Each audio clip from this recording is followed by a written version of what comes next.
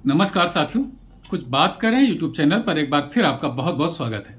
आज मैं आपसे बात करूंगा प्रसिद्ध शायर हसरत मोहानी के बारे में। हसरत मोहानी के बारे में आप जानते ही होंगे। एक गजल उनकी हम सबको याद है, चुपके चुपके रात दिन आंसू बहाना याद है, हमको अब तक आशिकी का वो जमाना याद है। इसके अलावा भी बहुत सी उन्होंने उम्दा गजलें लिखी हैं। वो चुप हो गए मुझसे क्या कहते कहते, कि दिल रह गया मुद्दा कहते कहते। रोशन जमाले यार से है अंजुमन तमाम, दहका हुआ है आतिशे गुल से चमन तमाम। इस तरीके की बहुत सी गजलें उन्होंने लिखी हैं। उर्दू साहित्य की अप्रतिम सेवा की है इन्होंने। लेकिन आज मैं इनके इस व्यक्तित्व की बात नहीं करना चाहता कि उन्होंने क्या गजलें लिखी या क्या साहित्य की सेवा की। उनके व्यक्तित्व का एक दूसरा पहलू भी था कि वो आज़ादी से पहले उनका जो राजनीतिक जीवन था वो भी बहुत ही महत्वपूर्ण राजनीतिक जीवन था। इनकलाब जिंदाबाद नारा, जो बहुत ही क्रांतिकारी नारा था, वो इन्हीं का दिया हुआ था। लेकिन इससे हटकर के भी एक बात है जो इनसे जोड़ी जाती है। वो क्या है, वही मैं आपसे चर्चा करना चाहता हूँ। ये जान लीजिए कि इनका जन्म जो था 1875 में हुआ था, 1 जनवरी को, और 13 मई 1951 को इनका देहांत हो गया था।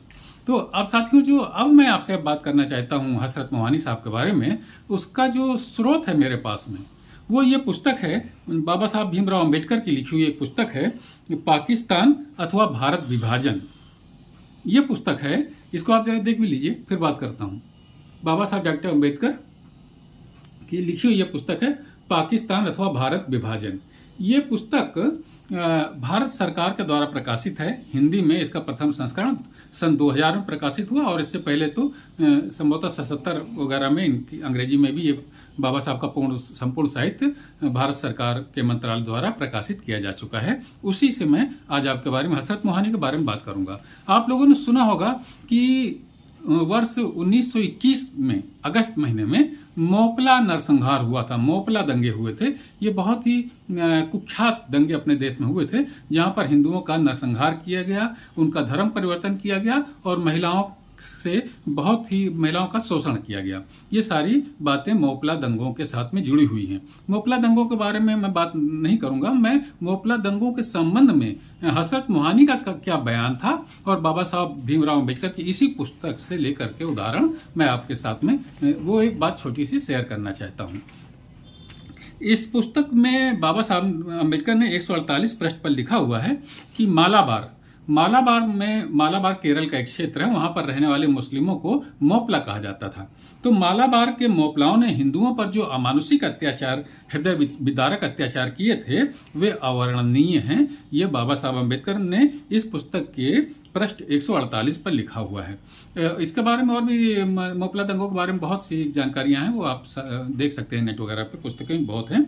और इसी पुस्तक में ये बात है कि कांग्रेस के जो उस समय कार्य समिति थी, मोपला दंगों में हिंदुओं पर जो अत्याचार हुए, उसमें मोपला दंगों के बारे में निंदा प्रस्ताव पारित करना था। लेकिन वो निंदा प्रस्ताव पारित बहुत ही मामूली सी घटना समझ करके वो पारित हुआ, तो कई संशोधनों के साथ पारित हुआ। और इसी पुस्तक के पृष्ठ 151 में लिखा हुआ है, बाबा साहब की इस पुस्तक के पृष्ठ 158 में लिखा हुआ, 151 में लिखा हुआ है कि स्वामी श्रद्धानंद उस समय एक साप्ताहिक पत्र निकाला करते थे, समाचार पत्र। तो उसका नाम था लिबरेटर। तो जो 26 अगस्त 1926 के अंक में स्वामी श्रद्धानंद ने लिखा है कि मुझे आश्चर्य तो तब हुआ जब मौलाना हसरत मोहानी जैसे पूरे राष्ट्रवादी ने भी इस आधार पर इस प्रस्ताव का विरोध किया, यानी निंदा प्रस्ताव का, मोपलाओं के संबंध में निंदा प्रस्ताव पारित किया जाना था।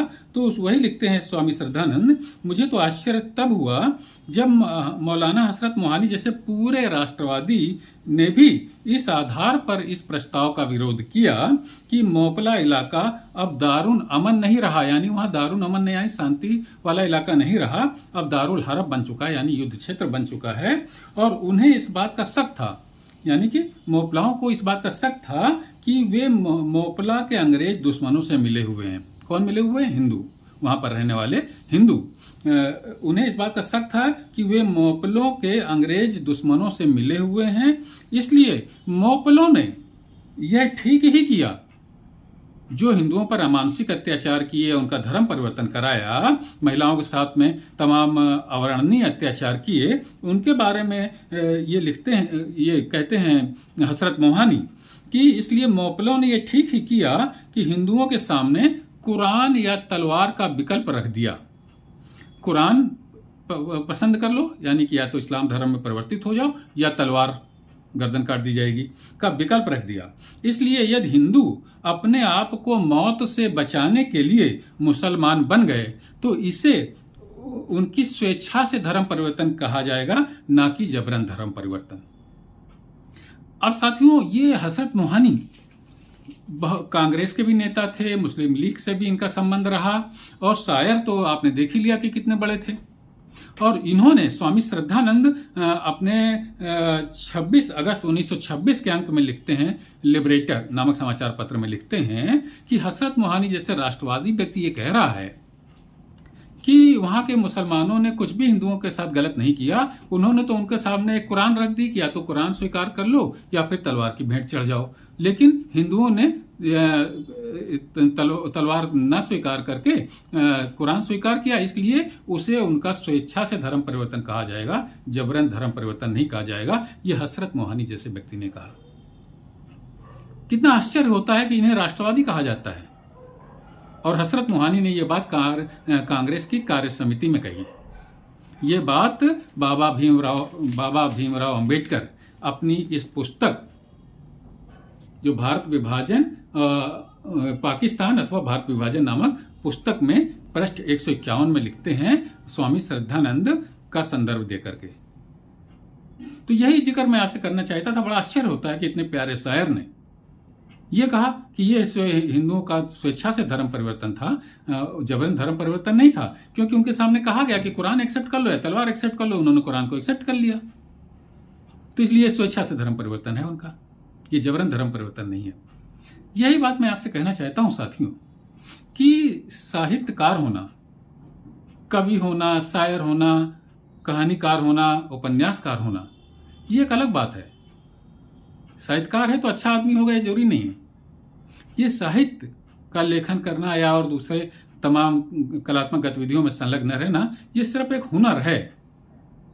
मस्तिष्क की सोच कुछ अलग ही है, जो हसरत मोहानी के संदर्भ में भी यहाँ दिखती है।